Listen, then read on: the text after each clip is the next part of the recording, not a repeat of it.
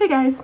So, why do you think it is that nice guys always finish last? Why do girls reject and dump the nice guys? Well, in this video, we're going to go over what it is about the typical nice guy syndrome that is such a turnoff to women.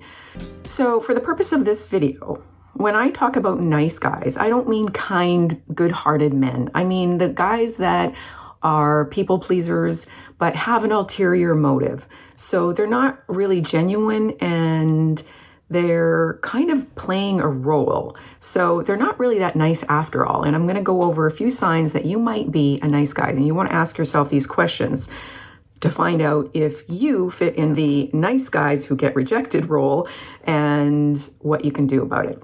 So I'm not going to go with standard definitions, but here's my definition of a kind man. An authentic, straight shooter without ulterior motives, who's gentle. Not a wussy, not weak, but kind of go with that. Now, for the purpose of this video, what's a nice guy? Well, in this case, it's an inauthentic manipulator with ulterior motives and intentions, selfish intentions. So good man, not selfish, kind, nice guy, for the purpose of this video, someone who's got an ulterior motive and is only nice. Here's the key. Only nice to get something from someone else. When it comes to dating, women are very, very intuitive about feeling the incongruency of the nice guy with ulterior motives. Okay, so why is that so off-putting? Well, let's look at what I wrote. I'm going to read, this is like, I wrote this and it's so good, so I'm going to read it. When you give something, but you have a secret hidden expectation of getting something in return, that is not a gift of genuine altruism. It is an uncommunicated emotional extortion. So it's not a negotiated agreement. So not only are you giving to get something, but you're expecting something, let's say in this case, her affection, attention, loyalty, devotion, body, whatever it might be, and you haven't even expressly negotiated what it is that you're exchanging. So you expect something just because you're giving something. That's not a gift. That's not actually being kind or nice. That's being manipulative. So let's look at some of the signs that you might be a nice guy as opposed to a kind guy. And then some questions you can ask yourself to further find out if you have nice guy syndrome. Okay, so nice guys. They tend to be people pleasers. So they don't like saying no and they don't like disappointing people. Now that's normal. Most people don't like disappointing others, but when you do it to the point of, or because you have an expectation of getting something in return, even if you're not consciously aware of it, then that's nice guy syndrome. Number 2, you're insincere. So you say something because you think that's what they want to hear. You don't want to disagree with them. Number 3, you know down deep inside you have an ulterior agenda. You have a hidden motive. You want to get the girl. And it's not really about what's necessarily good for her or best for her. It's more about you want to get her. Number 4. Okay, this one's kind of tricky, but you can't be trusted. And you typically don't trust yourself. Why? Because you will say whatever it is you think you need to say or do to win her approval. Not genuine. Okay, next one. Oh, golly, you love this one. Passive aggressive. So you provide good deeds or words or whatever, and then when you don't get what you want, then you give the cold shoulder or you punish her in some other way, even if it's not expressed outwardly, even if you just feel resentful inside yourself. Don't worry, the questions are coming up. I know some of you are like, oh gosh, this is me. Yeah, it's common. Don't worry about it. Don't worry about it. Okay, yeah. Insecure and uncertain. You're insecure and uncertain. Insecure generally within yourself. And because you're so used to providing the opinions and agreement with whoever might be around that you're most interested in impressing, you don't really even know what your true opinions and beliefs are about certain things. Which brings us to the next one, which is you have difficulty making decisions because you don't really know where you stand on lots of different things. So you can end up with paralysis analysis or analysis paralysis, where you just can't make a decision without asking, a lot of different people what to do, and you will listen mostly to the one that you want to be with, even if it's not really true to what you really want deep down inside. But you don't know that because you don't know who you are. Next. Oh, gotta love this one. You try to be a mind reader, or you think you're a mind reader, so you make assumptions.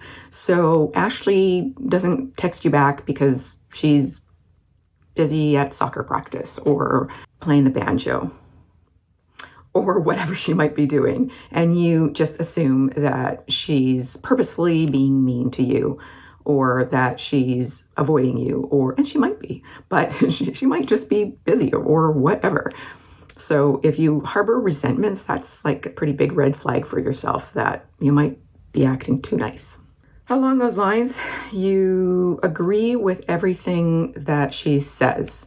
So you might agree with everything that she says because you have so much in common, but you will refrain from engaging in any kind of conflict conversation because you only want her to think that you're just so alike that you must be compatible, and then she'll be absolutely drawn to you. And as much as that sounds nice, that's actually a perfect way to end up in the friend zone, which you probably already know. But anyway, so if you do have any differing opinions, you tend to not express those because you only want to be seen as being the same. You come off as being needy or anxious, like anxious to be with her, or anxious to spend time with her, anxious to get messages from her, or whatever the case may be. She will think of you as clingy, and you may or may not know that, but that's one of the signs. All right, and of course, this is the ultimate that you may or may not be aware of, that you come off as being beta and weak. So there's no alpha qualities there. Now, the big mistake that typical nice guy syndrome guys have is thinking that women want bad boys and jerks. No, only damaged women want bad boys and jerks. I did a video on damaged women. You should watch it.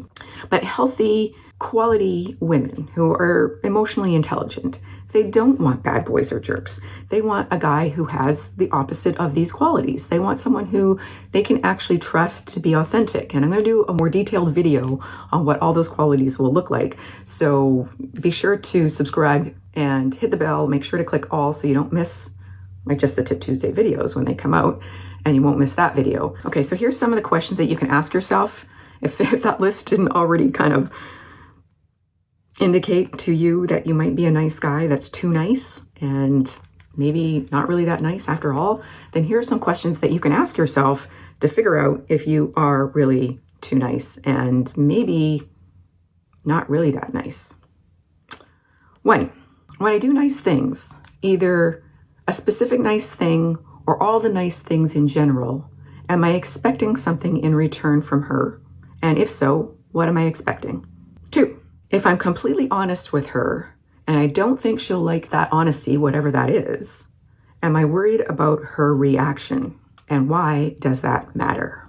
3, if what is truly best for her or what makes her happiest in her own mind isn't me, isn't you, how will I feel about that? Negative or positive?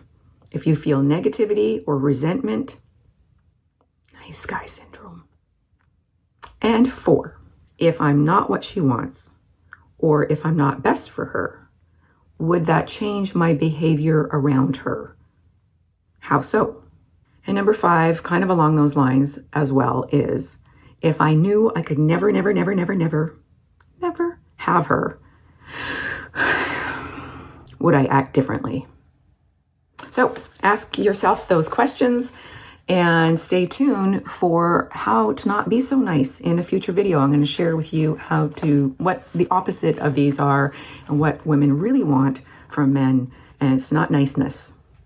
No, women think they want a nice guy, but they don't respond well to nice guys. Nice guys don't get